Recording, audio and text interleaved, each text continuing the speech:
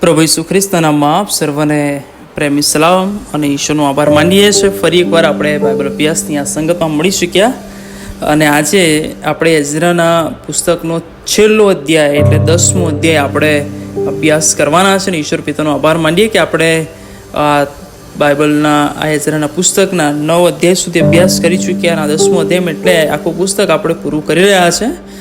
પણ ઘણી બધી બાબતો આપણે જોઈ શક્યા અને આ રવિવારે ચર્ચ છૂટ્યા પછી બાઇબલ ક્વિઝ લેવામાં આવશે અને આશા રાખું છું ઘણા બધા તમે જોડાશો. અને હવે પછીનો જે મહિનો છે એની અંદર આપણે નહેમ્યાના પુસ્તકના આધારે આપણે બાઇબલ ક્વિઝ લઈશું. એટલે આપણે આ બાઇબલ અભ્યાસમાં આગળ જોડાતા રહીશું. દર મહિને બાઇબલ ક્વિઝ પણ થતી રહેશે અને એમ આપણે બાઇબલના વચનો તરફ વધુ આગળ વધી શકીએ. અને આવો આપણે આ સમય છે એઝરાના પુસ્તકના 10મા અધ્યાયનો અભ્યાસ કરીએ. પહેલાં આપણે મસ્તકો ઈશ્વરની આગળ માપીએ અને પ્રાર્થના કરીએ. અમારા પ્રેમાળ, જીવતા અને કૃપાળુ ઈશ્વર પિતા, અત્યારે તમારા પવિત્ર વચનો સમજવાને માટે પવિત્ર આત્મદેવ તમારી સમજ અમને પૂરી પાડો. પ્રભુ ઈસુ ખ્રિસ્તના નામમાં માંગીએ છીએ, સાંભળો, સ્વીકાર કરો. આમેન. હવે એઝરાના 9મા અધ્યાય સુધી આપણે જોઈ ગયા ને હવે આ 10મો અધ્યાય. હવે જો આપણે 9મા અધ્યાયમાં એ બાબત આપણે જોઈ કે જે બાબત એઝરાની સમક્ષ રજૂ કરવામાં આવી, જે ઇસ્રાયેલોના પાપોની વાત, અને એના કારણે એઝરા બહુ શોકિત થયો. અને હવે એ 10મા અધ્યાયમાં આપણે જે જોઈએ છે એમાં એ એઝરા એ મંદિરની આગળ એ ઊંધો પડીને પ્રાર્થના કરે છે અને ઇકરાર કરે છે અને વિલાપ એ કરે છે કે જે પાપો છે અઘોર પાપો છે અને એટલાના માટે એનો વિલાપ હજુ ચાલુ છે. અને અહીંયા આગળ ઈશ્વરની આગળ એ પ્રાર્થના કરે છે અને બહુ શબ્દ જે જોરદાર વાપર્યો છે કે ઊંધો પડીને, એટલે ઈશ્વરની આગળ પોતાનું સરકળ, પોતાનું માથું નમાવીને છેક લગી નમીને ઈશ્વરને પ્રાર્થના કરે છે. અને જે બધા પાપો એણે જાણ્યા ઇસ્રાયેલના એના વિશે ઇકરાર એ કરે છે. અને એ સમયે જે ઇસ્રાયેલી પુરુષો અને સ્ત્રીઓ અને જે બાળકો હતા એ બધા ભેગા થઈને બહુ મોટી એક સંખ્યા ત્યાં આગળ એકઠી થઈ.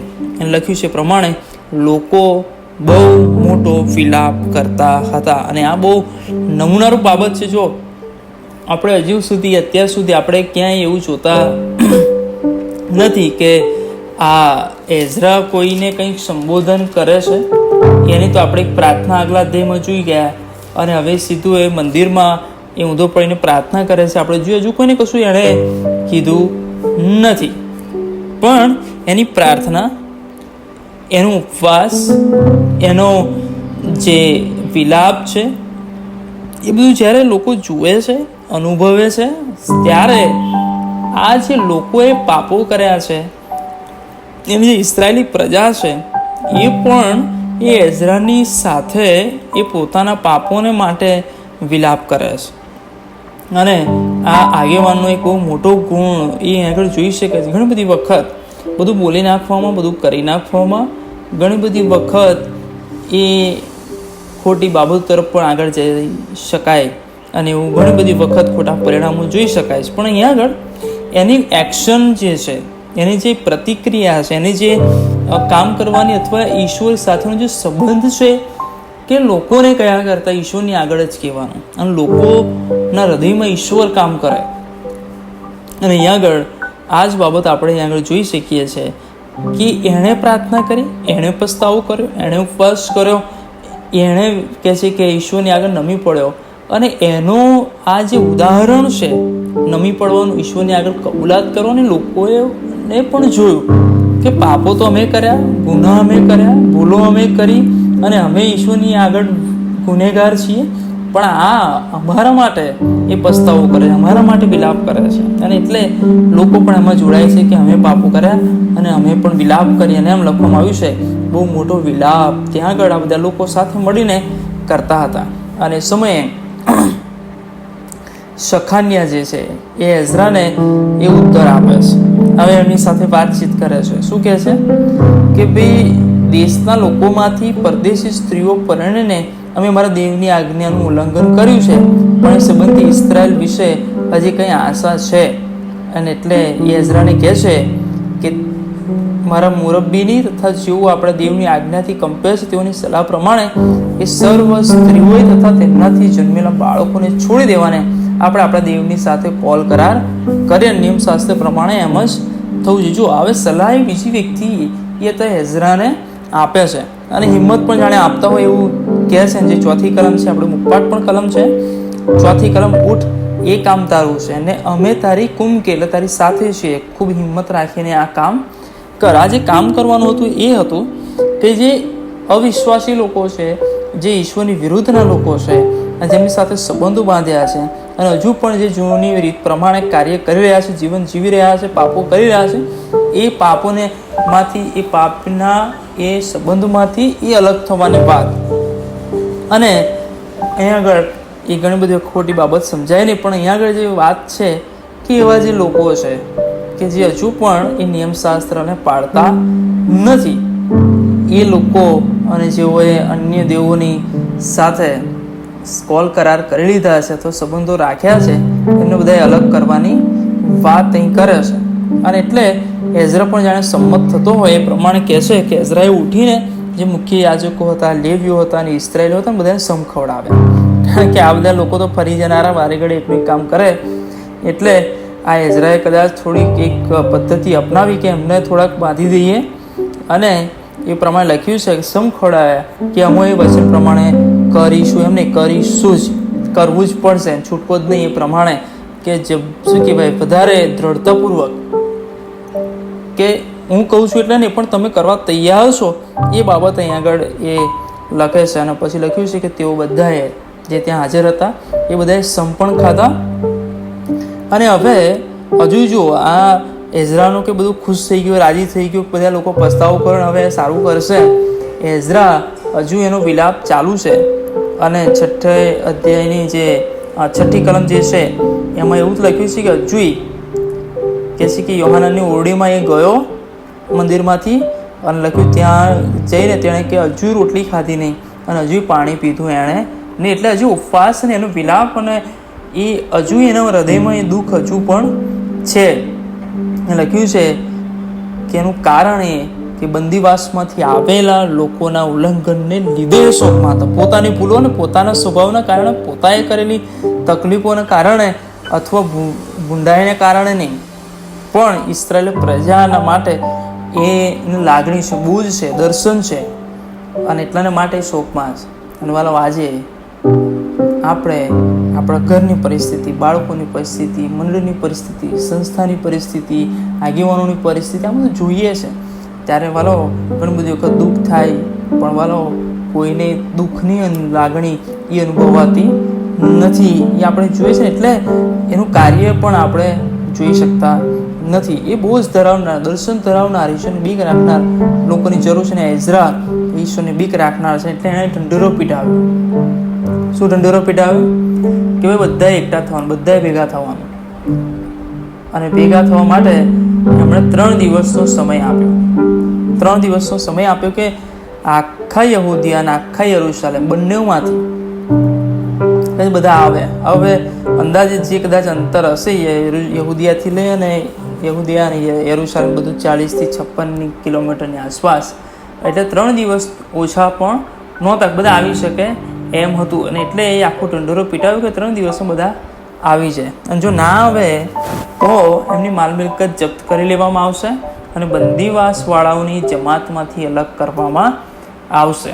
કારણ કે ઓલરેડી અંતો અધિકાર હતો જ એઝરાને, કારણ કે એ અધિકાર સાથે જ એ અહીં આગળ આવેલા ને. એટલે 7મા અધ્યાયની તમે 24મી કલમ વાંચો તો આગળ લખ્યું છે પ્રમાણે કે જાણે ન્યાયાધીશ તરીકે એને બધી કે છે કે અધિકાર પણ આપવામાં આવ્યો હતો કે જે પ્રમાણે એ લોકોને ન્યાય કરી શકે. અને 26મી કલમમાં લખ્યું છે વળી જે કોઈ તારા દેવના નિયમોનું તો રાજાના કાયદાનું ઉલ્લંઘન કરે તેને તારે તાકીદે સજા કરવી. 7મા અધ્યાયની 26મી કલમમાં. અને લખ્યું છે કે તાકીદે સજા કરવી, મોત નહીં કરી શકાય, દેશ નિકાલની પણ કરી શકાય, માલ મિલકતની, જપ્તીની અને કેદની પણ કરે. પણ અહીંયા આગળ માલ મિલકતની એ સજા એ ફરમાવે છે કે જો અહીં ભેગા ના થયા તો એક બાબત કે ભાઈ તમને શું કહેવાય, આ જે પ્રજા છે જે ત્યાંથી પાછા આવ્યા એ બધામાંથી અલગ કરવાના, તમારી જે માલ મિલકત છે પણ બધું જપ્ત કરી લેવાનું. અને કદાચ આ બીકના કારણે કાં તો પછી પસ્તાવાના કારણે કે પછી એઝરાની આગેવાનીને લઈને એ બધા લોકો એ લખ્યું છે પ્રમાણે ભેગા થાય છે. અને જો આપણે જોઈએ તો આ બધા લોકો અહીંયા આગળ હાજર થયા અને એ સમય એ આપણે જોઈએ કે બહુ વરસાદનો સમય હશે, કારણ કે આ તો તે સમયનું જે કેલેન્ડર છે, લુનાર કેલેન્ડર, એ હિબ્રુ લોકો જે વાપરતા હતા એ કેલેન્ડર પ્રમાણે એ આ સમય હતો. અને એટલે માર્ચનો સમય આપણે કદાચ કહી શકીએ, ડિસેમ્બરથી માર્ચના આસપાસનો આ સમય એ હોઈ શકે. અને એટલે નવમી કલમમાં જે લખ્યું છે એ પ્રમાણે કે યહૂદિયાના તથા બિન્યામીનના સર્વ માણસો 3 દિવસની અંદર યરૂશલેમમાં ભેગા થઈ ગયા. અને 9મા માસની 20મી તારીખે એટલે જો આપણે જોઈએ તો એ તારીખ કદાચ એ ડિસેમ્બર 19 અને ઈસવીસન પૂર્વે 458 જે પ્રમાણે વિદ્વાનો લખે છે એ પ્રમાણે હોઈ શકે. અને લખ્યું છે કે બધા એ તે સમયે ભેગા થયા અને ત્યાં આગળ એ વરસાદને કારણે ધૂજતા હતા, કારણ કે બધા ત્યાં આગળ આવી ગયા એક ભયને બીકના લીધે અને મંદિરના ચોગાનમાં બધા બેઠા. હવે એઝરા આ વાત ફરીથી એમની આગળ રજૂ કરે છે કે બધાએ ઉલ્લંઘન કર્યું છે.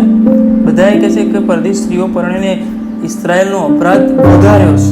અપરાધ તો કરતા હતા પણ અપરાધમાં જાણે વધારો થયો છે કે જે ઈશ્વર કદાચ કોઈ પણ કાળે ચલાવી લે નહીં.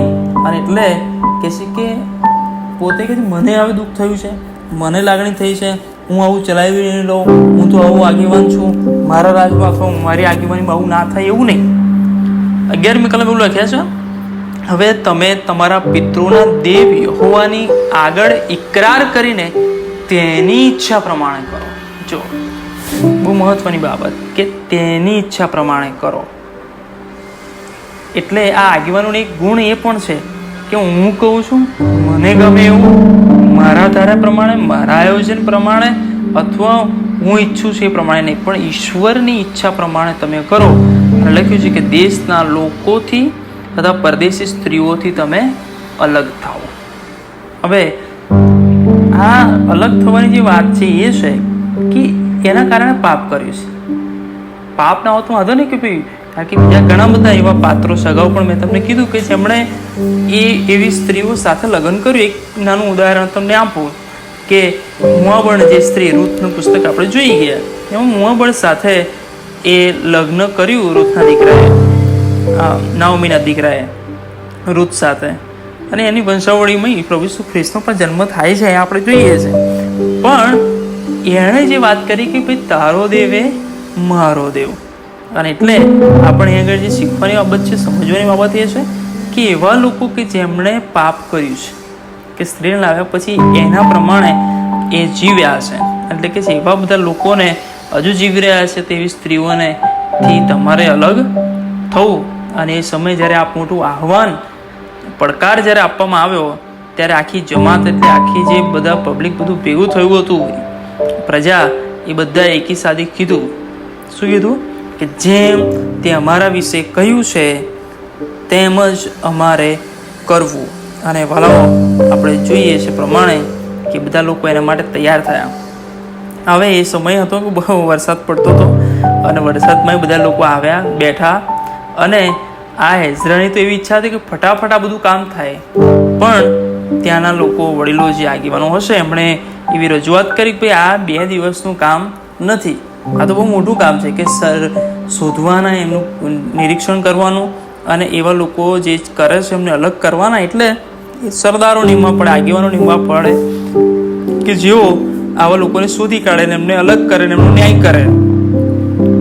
અને એટલે એ બાબત ત્યાં આગળ બને છે કે ભાઈ આપણે એ પ્રમાણે આગળ વધીએ. ખાલી 15મી કલમમાં લખ્યું છે કેવળ જે છે અસાયેલનો પુત્ર યોનાથાન તથા તિકવાનો પુત્ર યાઝિયા એ વાતની સામે થાય અને મશુલામે તથા લેવી સાબાતે તેઓને ટેકો આપે કે ભાઈ આ જે વાત છે એને અમે ટેકો આપતા નથી.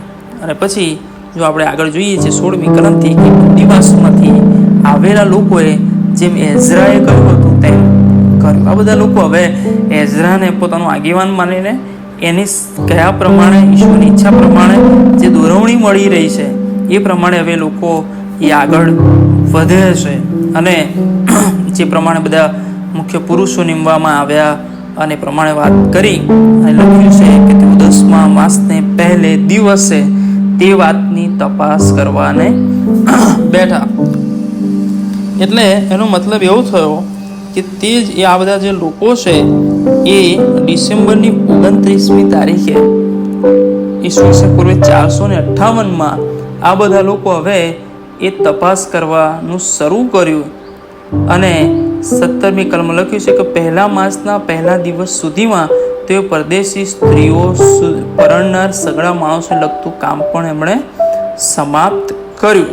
એનો મતલબ કે એમણે માર્ચ 27 સુધીમાં એ કાર્ય પૂરું કરી નાખ્યું. અને પછી આખું લિસ્ટ આપ્યું છે કે એ કેટલા લોકો એવા છે કે જેમણે પરદેશી સ્ત્રીઓ સાથે લગ્ન કર્યા અને એમના પ્રમાણે જીવન જીવી રહ્યા છે અને પાપોની દુષ્ટતા કરી રહ્યા છે. એટલે જો તમે ગણશો ને બધાને એક એક કરીને તો તમને જાણવા મળશે 111 એવા વ્યક્તિઓ મળ્યા કે જેમણે પરદેશી સ્ત્રીઓ સાથે લગ્ન કર્યા ને એમના નીતિ પ્રમાણે એમના દેવો પ્રમાણે એવા જીવન જીવી રહ્યા છે. એટલે એ આખો પદ્ધતિમાં એક વ્યવસ્થિત રીતે સર્વે કરવામાં આવ્યો અને એમને અલગ કરવામાં આવ્યા. અને એટલે જે આ કામ હતું એ કામ એ બધું ત્યાં આગળ સમાપ્ત થાય છે. અને આખી નામાવલી આપણે અહીં આગળ જોઈ શકીએ છીએ. અને એટલે આ એઝરાની આગેવાનીમાં એ આ બહુ મોટું કાર્ય થયું કે વિશ્વાસીને અવિશ્વાસ સાથે શું સંબંધ હોય એ ઘણી બધી વખત આપણે એવું માનીએ છીએ, સાંભળીએ છીએ. પણ હવે તો એ વાત પણ છે કે વિશ્વાસીઓને શું કહેવાય, યહૂદીઓને જ નહીં પણ બિન યહૂદીઓને પણ સુવાર્તા ઈશ્વરે આપી. અને એટલે ઘણા બધા લોકો એને અમુક એ રીતે પણ જોવે છે. અને જો હજુ બાઇબલને ઓછું પૂરું સમજતા નથી એવું કીધું અમે લાવીને એમને ખ્રિસ્તી બનાવીએ છીએ અથવા અમે એમને વિશ્વાસમાં લાવીએ છીએ અને સાચા ઈશ્વર તરફ વાળીએ છીએ. અથવા એ રીતે અમે જોઈએ છે કે આ સ્ત્રીઓ એ પૂરી સંમતિ સાથે એ આવી છે. પણ ઘણી બધી વખત એવા ઘરો જોયા છે, એવા કુટુંબો જોયા છે કે જ્યાં આગળ એ ઘરો બરબાદ થઈ ગયા. ઈશ્વરની બીક જતી રહી, ઈશ્વરનું ભય જતું રહ્યું, ઈશ્વરની હાજરી જતી રહે છે. કારણ કે અન્ય વિશ્વાસની સ્ત્રીઓ સાથે લગ્ન કર્યા પછી તેઓ પણ એ જ માર્ગે વળી જાય. એમની હિંમત ચાલતી નથી સત્ય બોલવાના માટે, એમની હિંમત ચાલતી નથી પોતાના સાચા ઈશ્વરને ભજવાને માટે, પોતાના બાળકોને શીખવાને માટે. અને એટલે આ તો આજના સમયની વાત નથી, એ હજારો વર્ષો પહેલાંની વાત છે કે જ્યાં આગળ એઝરાના સમયમાં આ ઇસ્રાયેલી પ્રજા તો વારે ઘડીએ એ ફરી જનાર અને બદલાઈ જનાર અને જેવી પ્રજા એવો વેશ ધારણ કરનાર હતી. અને એટલે એમની આસપાસ જે લોકો હતા એમના દેવોને જલ્દી ભજી લે, એમને જલ્દી સ્વીકારી લે, એમની પૂજા કરવા જતા રહે, એમને અર્પણો જેવડાવવા જતા રહે.